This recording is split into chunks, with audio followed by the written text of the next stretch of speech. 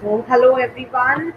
This is the next session of marketing management. We have been discussing marketing research earlier also, and today we will first brush up with some concepts of marketing management that we have already done, and after that, we will continue with some more topics of marketing research which are of prime importance to be understood in your marketing management as a subject. So, as far as the learning objectives of this session are concerned, they are to review the marketing concept and the marketing mix in light of the marketing research, to comprehend the marketing environment within which the managers must make the decisions as far as your marketing research is concerned, then to define the marketing research, to understand the importance of marketing research in shaping the marketing decisions, to learn when the marketing research should and should not be conducted, and to understand the history of marketing research along with examining the career opportunities in marketing research. So we have almost, gone through a lot of these topics out of these learning objectives that I have just spoken about right now. So we will be continuing further, and we'll first try to understand what is the nature of marketing and the marketing concept, so that we can actually talk about research in this light. So, if we try to just review the marketing concept, marketing is, of course, the process of planning and executing the conception, pricing, promotion, and distribution of ideas, goods, and services. So, this marketing concept is basically a customer oriented or a consumer oriented concept, wherein you design all your marketing strategies according to the requirements of your consumer or the end customer. And it is a goal oriented process, and of course, there is a particular system behind the entire orientation of this marketing concept. So, if we try to comprehend the marketing environment, the first and the foremost thing is to identify the target markets, and, of course, to research these marketing mixes, which are, see, marketing research is very opportunistic in nature, right? So, whatever marketing mix is existing in front of you, they actually help you to, design the marketing research in such a manner that you can benefit a lot from the strategies that you are formulating after the research that you have conducted. So if we talk about this marketing mix, it is actually, a unique blend of the product, service, pricing, promotion, and of course the distribution strategies which are designed to reach a specific target market. So when we talk about this marketing environment as a whole, you need to alter your marketing mix in such a manner that the best out of the business environment can be lured out for the benefit of the brand or the organization which is actually conducting that marketing activity. So, moving ahead, after we have spoken about the nature of this marketing, we also should understand the role of marketing research in the decision making of the business houses.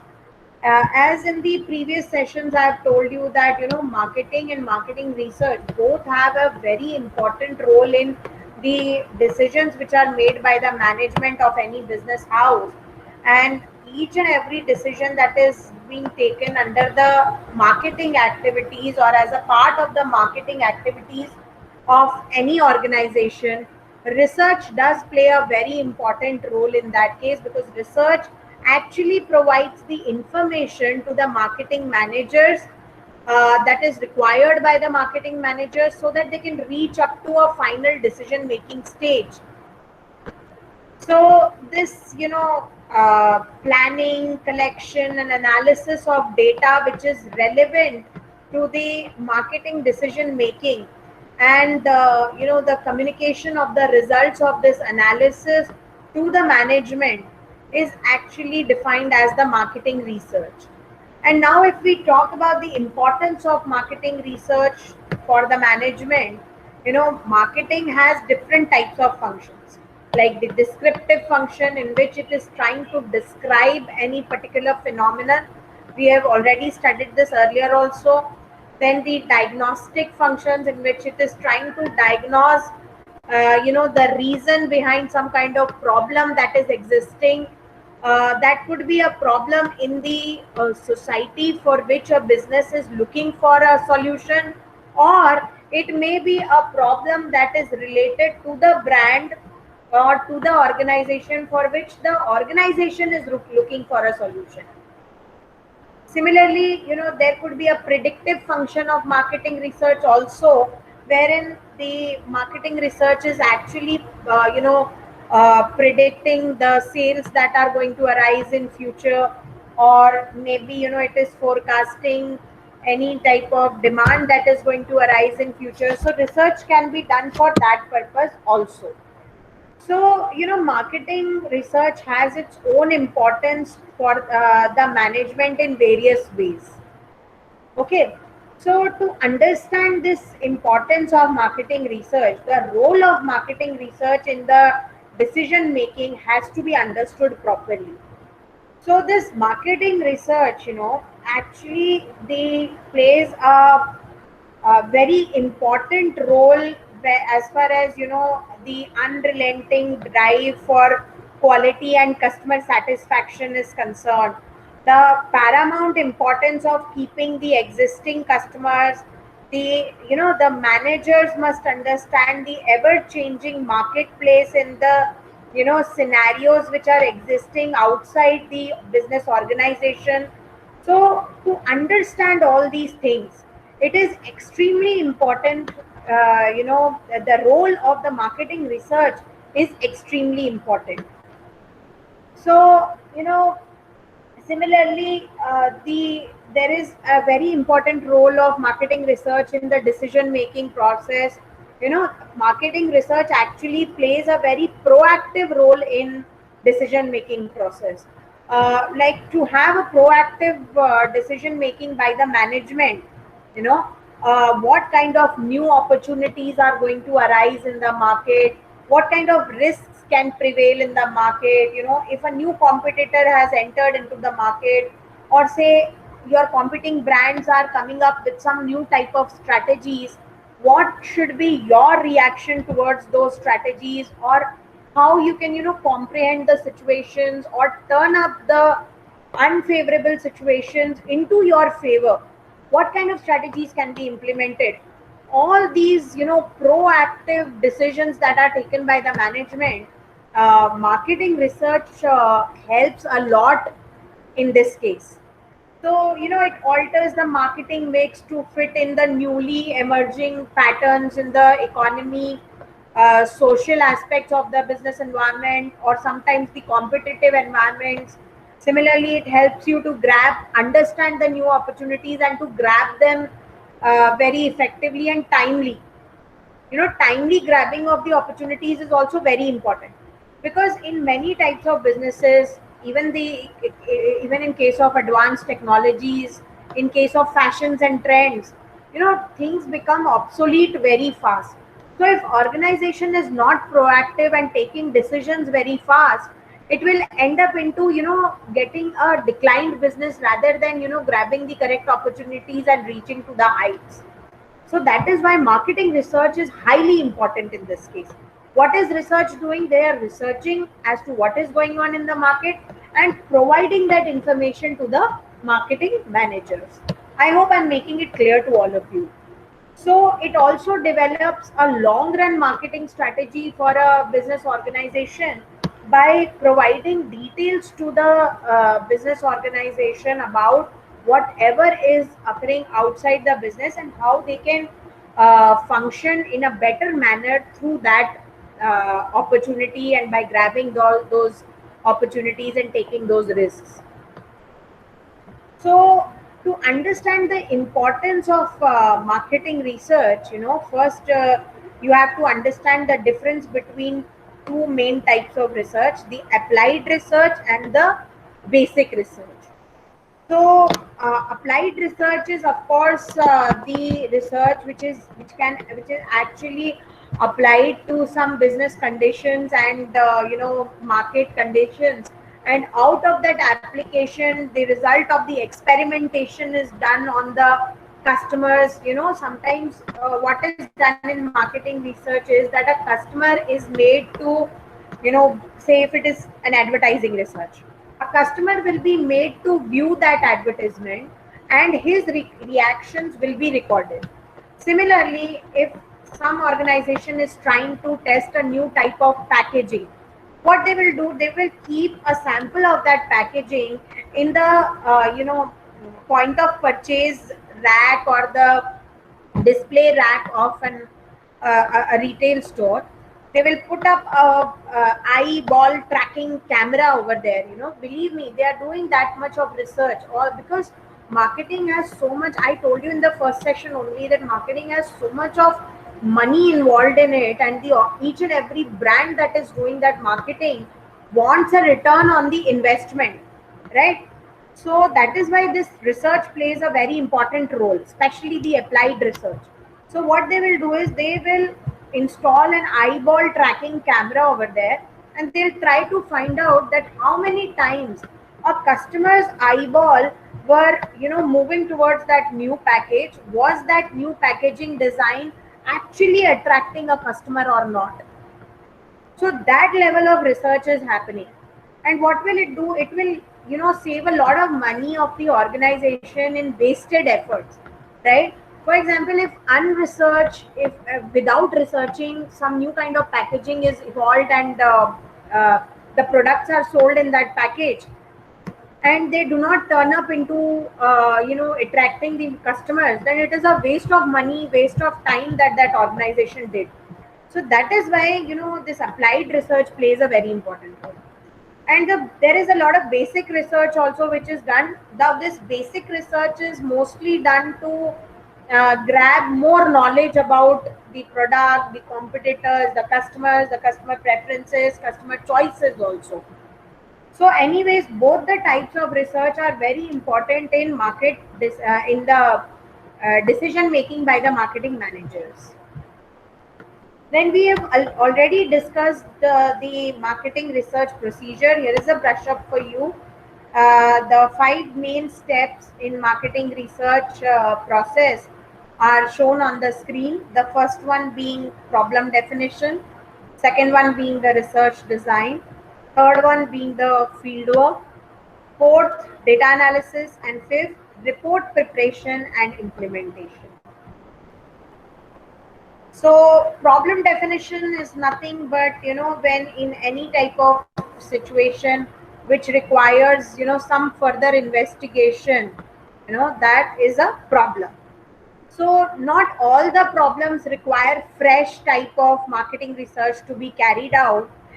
In many cases, it can be decided on the basis of past data, past trends, or past experiences by the marketing team.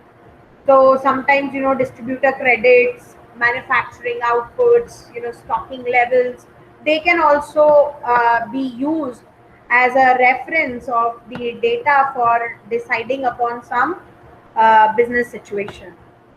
So problem definition, when we call it as, this is being the first process, to define the problem of the marketing research on which your marketing research will be based. It should be absolutely specific. It should neither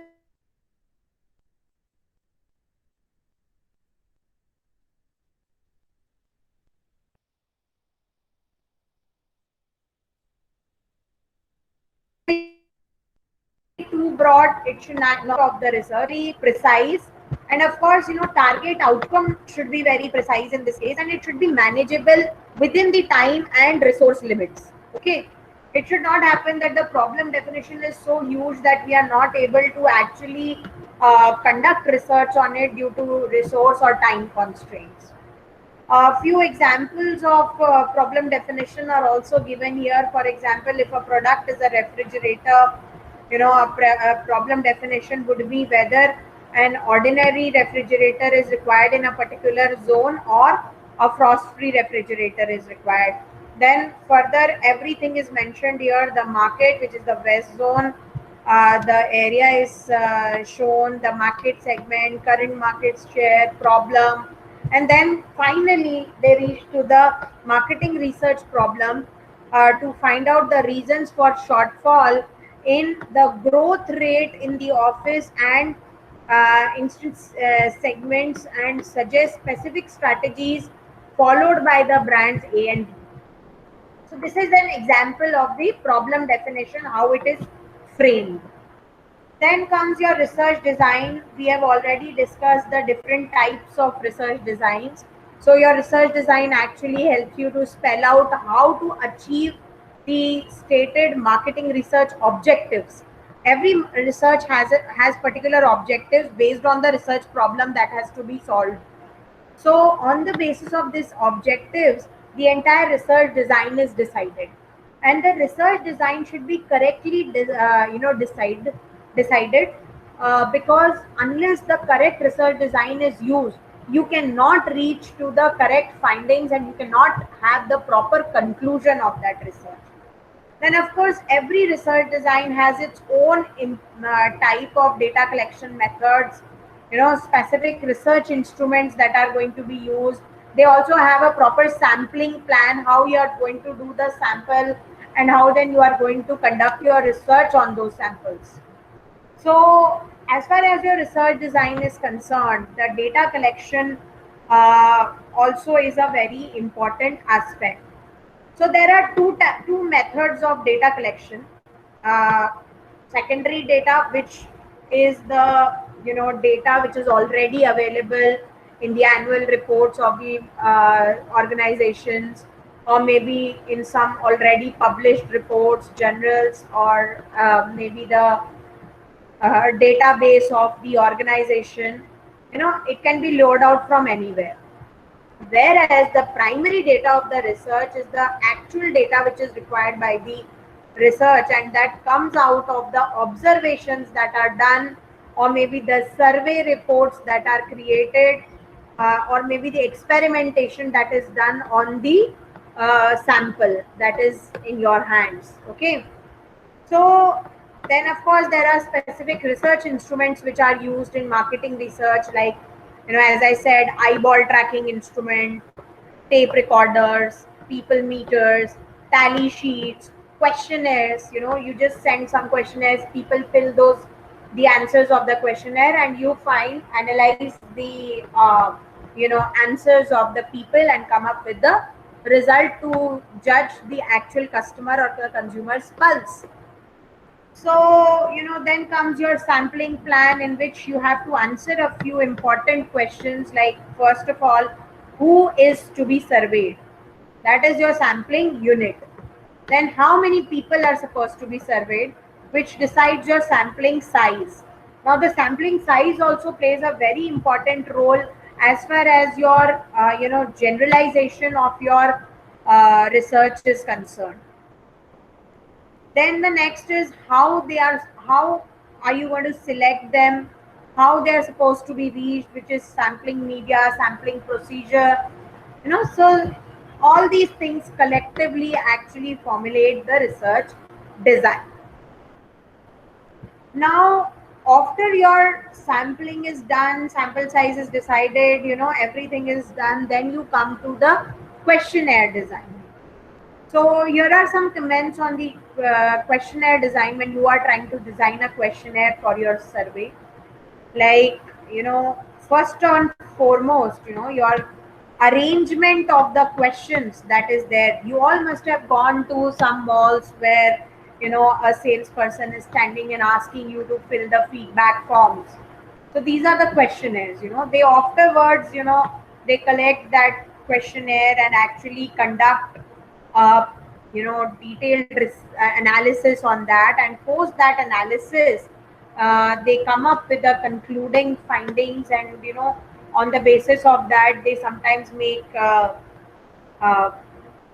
predictions of demand that is going to arise in future, or what the customers are liking about the brand, or what is the thing which the people dislike, which are the competitive brands which people are using, why are they using them, what makes them like any other competitor, what makes the people like any other competitor more than your brand.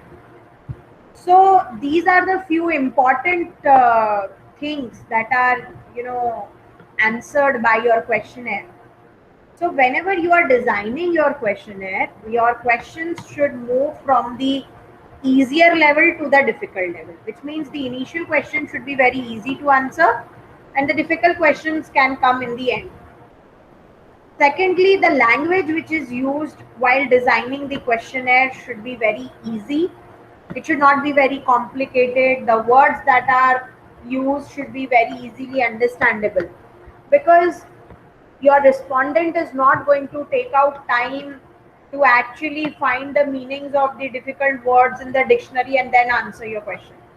He is either going to interpret something on his own understanding and might give you some wrong answers, or maybe you know he might just leave the question unanswered.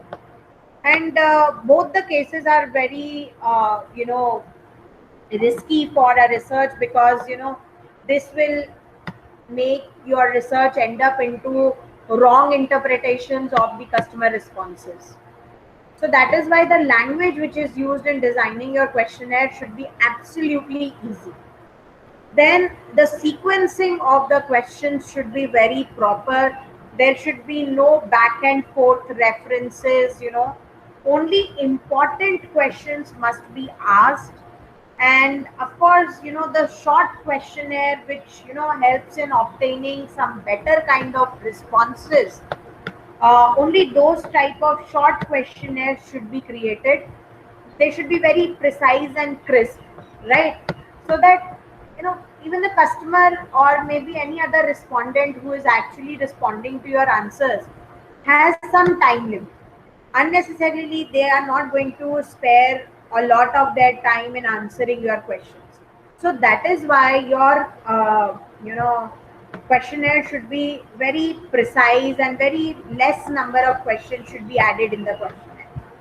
Similarly, more closed-ended questions should be there.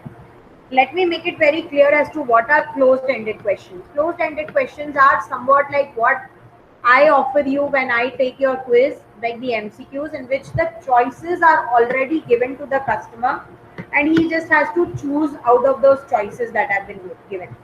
This is actually beneficial for the customer also, because you've already given them choices, so they are not writing any kind of lengthy statement based answers. They just have to choose, and it is very easy for the researcher also to analyze them, right? So because if you ask somebody about the quality of the product and he starts writing multiple statements, you're not able to understand as to what exactly he means, what is the level of his liking or disliking about the brand.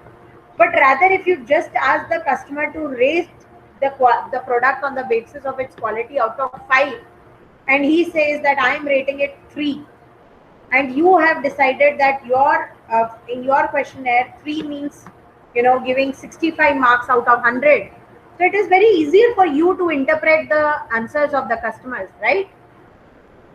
So that is why more and more closed ended questions should be there, because they help the researcher a lot in the analysis. Similarly, the response should be captured on a proper scaling meter. You should be able to decide whether to give some kind of incentive to the respondent or not, because sometimes responses are more truthful when the respondents are getting some benefit out of responding. Otherwise, they might not give you actual correct answers, and they might get biased also sometimes. Now, then comes the field work in the marketing research, which is another very important aspect. This involves the planning, execution, supervision, and checking of the errors that might occur in the research, proactively, so that any kind of errors that are occurring later on, they can be curbed down. So, marketing research must be thoroughly planned and executed well so as to complete within the limited time that has been allotted to the researcher, and the researcher only uses the resources that have been already allotted to him. These resources could be the monetary resources or any kind of research instruments or any other requirement that has been already posed by the researcher, right? Then of course the progress of the research should be very closely monitored, and this is done to avoid the time and the cost overrun. Similarly, extensive back checks and spot checks should be carried out, and this actually helps to improve the uh, quality of the marketing research. If you're not doing any kind of back checks and on spot checking of the marketing research, sometimes by the researcher himself, or maybe sometimes by the organization which is getting that research conducted, sometimes the researcher also may fall into some unethical practices of just recording the data without actually doing any field work, or without actually collecting it from the respondent, or just duplicating the data, that he has collected data only from 50 respondents and he's saying that he has conducted the research on 100 people. So things like these might come up. Then the next step is the data analysis, which is actually done in two phases. The first one is the classification of the raw data, because when you have just collected the data, it is into a very raw or the crude form. So you have to first classify the data between qualitative and quantitative. What is qualitative and quantitative, we have already studied. Then you have to organize that data properly into a chronological order, or maybe into a geographical order, as per the collection of the data from the different respondents belonging to different geographical areas. Sometimes on the basis of demographic characteristics, you also you segregate the data. And then of course the second phase is the summarization of this data, wherein you try to summarize the data with as on the basis of the frequency distribution. You carry out any kind of mean mode median test, range, variance, standard deviation, and all these things. So this data analysis methods have further four different classes. These classes are, first of all, the tests of significance, where you are carrying out sampling statistics. There are multiple types of scientifically proven tests like chi-square analysis test, analysis of variance. These tests are run. Then explaining the observed differences through tabulation, correlation, regression methodologies, and all these things.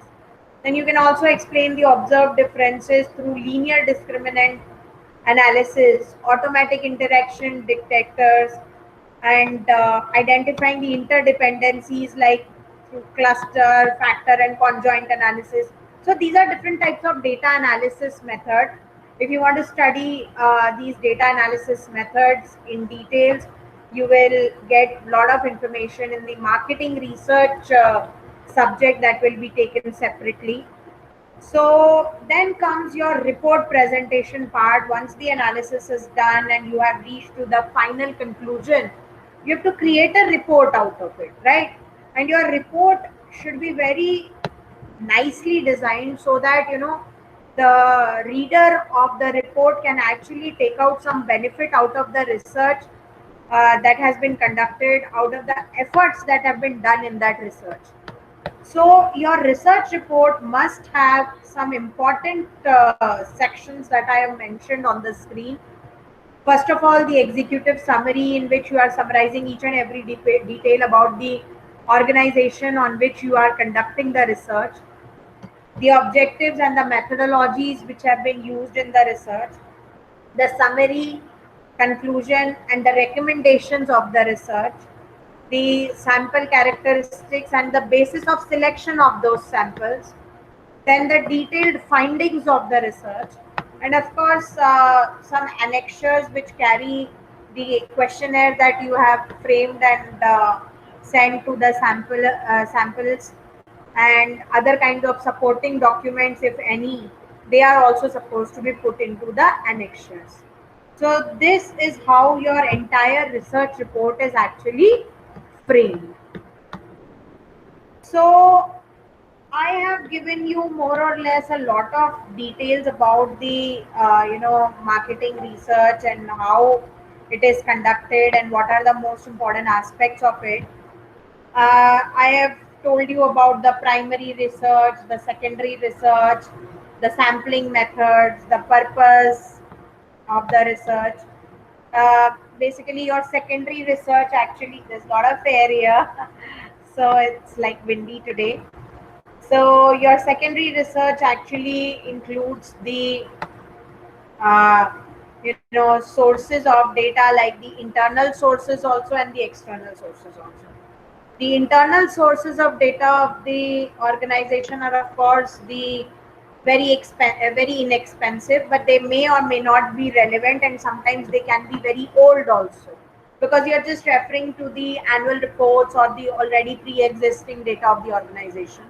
External resources could be the ones which are the latest findings of other researchers, the latest publications of some good agencies, marketing agencies, and all these different organizations which keep publishing the reports. And then, of course, primary data I've already told you, which is actually collected by the researcher for the data analysis of the research, which is most relevant to the research.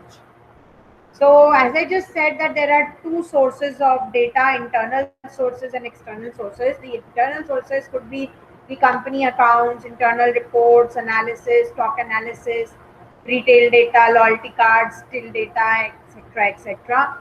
And the external sources could be the government statistics, trade publications, commercial data, IMRB, Gallup, Mintel, etc. These are commercial agencies which actually provide a lot of data to the researchers. Then magazine surveys, other firms' research documents like publications, journals, etc. Then we have spoken about the sampling methods. There are multiple sampling methods, like the probability based methods like random, stratified random, cluster sampling. Then there are non probability methods like convenience sampling, wherein the researcher is just choosing the sample based on their own convenience levels.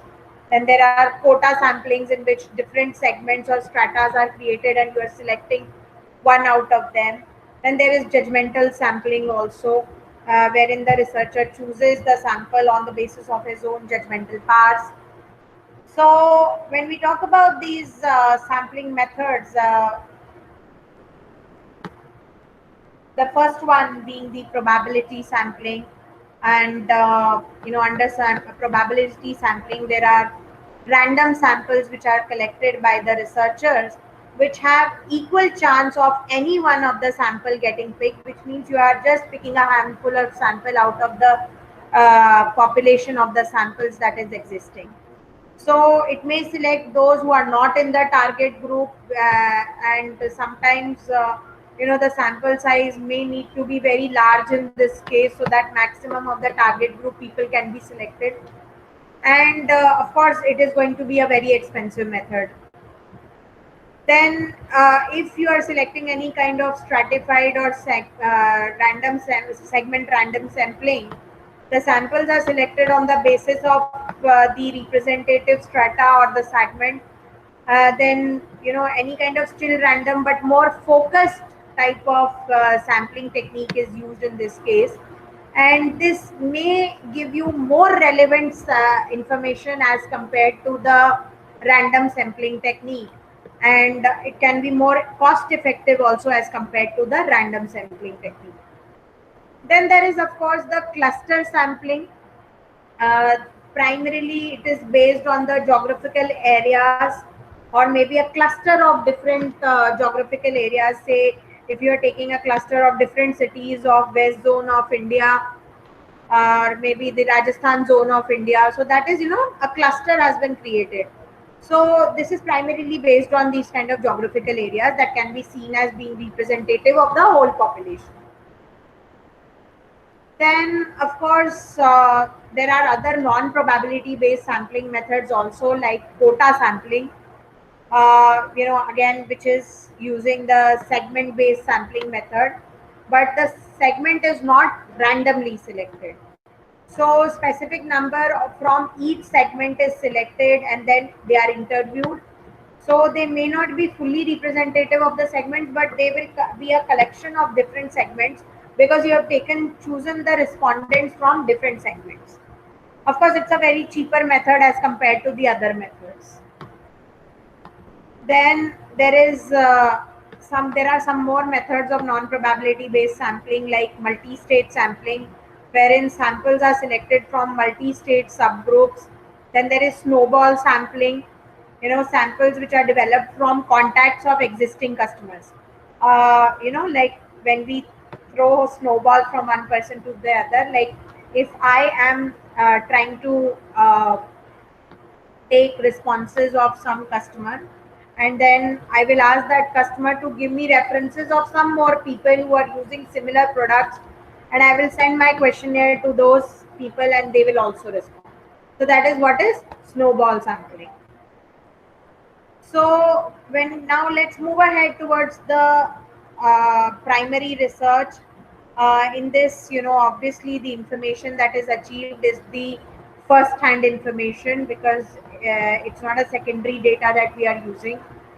It's very expensive to collect it, analyze it, and evaluate it. You need separate researchers, separate sample collection groups for this. It can be highly focused and relevant, and a lot of care needs to be taken with the approach and the methodology to ensure a lot of accuracy in the marketing research. And the types of questions that are framed in this type of research are supposed to be closed ended, so that limited information is gained. And the in case of open ended questions, only the useful information is gained. But yes, it is very difficult to analyze the open ended questions. So with this, we have almost reached to the end of this session, and I have not put in too much of quiz questions here, because already the session was getting too long. So I'll just ask a few questions to you people in the quiz also. So the planning, collection, and analysis of data relevant to market decision making and communication of the results of this analysis to management is known as. The options that are given are: A, marketing analysis; B, market segmentation; C, target marketing; D, marketing research. And the answer is D, marketing research.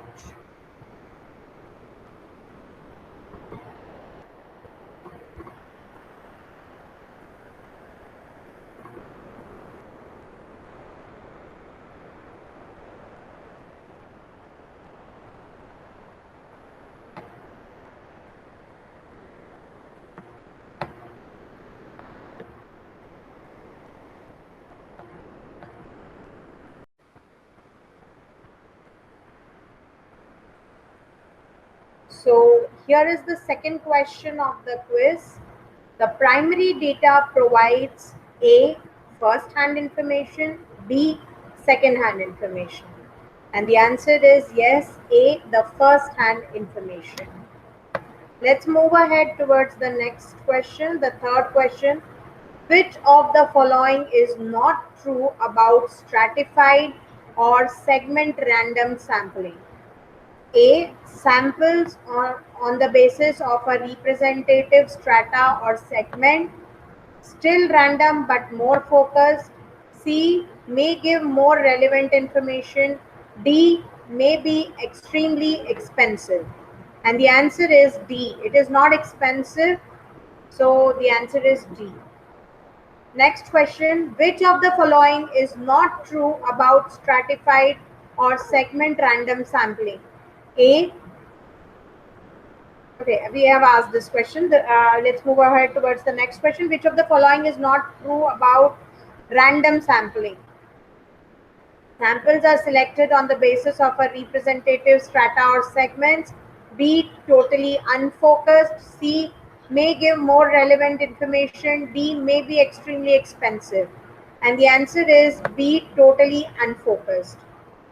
Here's my sixth question. Company accounts and internal reports and analysis are A, internal sources of data, B, external sources of data.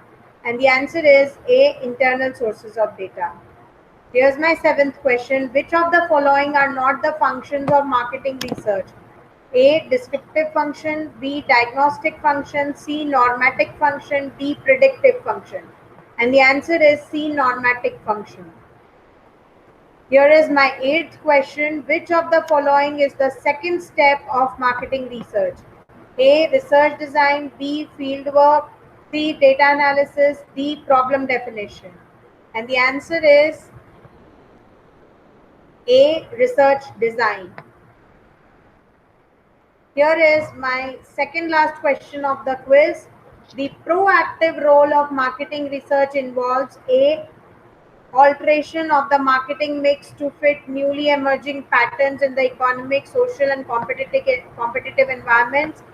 B, new opportunities. C, develops a long run marketing strategy. D, all of this. And the answer is D, all of these. And here is my last question of the quiz. Which type of sampling is primarily based on geographical areas or clusters? A, random sampling, B, strata sampling, C, cluster sampling, D, none of these. Answer is C, cluster sampling. So with this, we have reached to an end of this session, and this was almost the concluding session of marketing research topic of marketing management. I hope that you found this session absolutely informative. If you have any queries related to these previous three sessions of marketing research, you may leave your queries in the comment box. I would be very happy to share the answers with you, to solve your queries, and to also share some teaching notes with you. You may leave your requirements in the comment box.